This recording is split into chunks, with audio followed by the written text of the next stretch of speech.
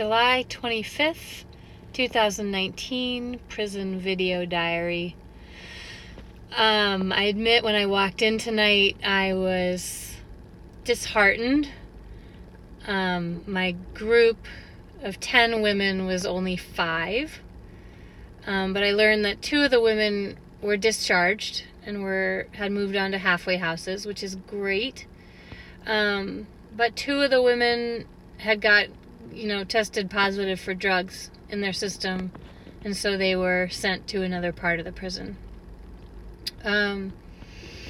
So tonight, again, like, things just go wrong in the nuts and bolts of the program.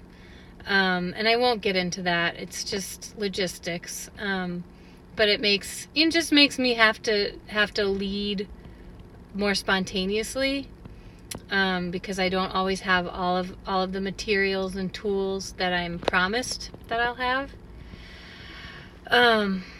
So tonight with my group of 5, we listened to a song by Little Big Town called The Daughters. I played it for them. Go out and listen to this song. It's what I believe is a great example of vocal empowerment put to music. And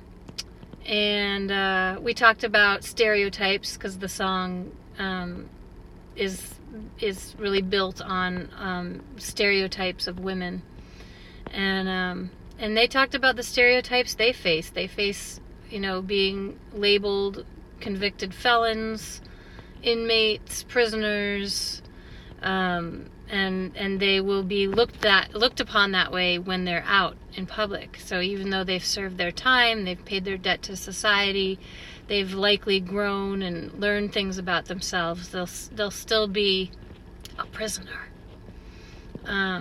So we talked a lot about stereotypes and how to face them down, and some tears were shed and some laughter, and just the sort of hilarity of what it is to be a human, and know that some of your biggest advocates are other people, and some of your biggest enemies are other people, and we laughed a lot about, like, just people tonight, like humankind. There were some big statements in the group tonight about like just wanting something more from humankind, because these women feel ostracized from society and humanity, and that's so sad. I guess the last thing I'll say is that every night when I'm there, have you ever had that feeling where you just love someone and you loved them before you even met them? I loved the women at this prison, and knew that I felt that way 2 years ago when I started this program, and still feel that way tonight. Half of my group is missing, but and the notebooks and the pens are missing, but I love these people, and these women are some of the greatest carriers of perspective and spirituality, and that's why I leave here pretty high on life. So, thanks for listening.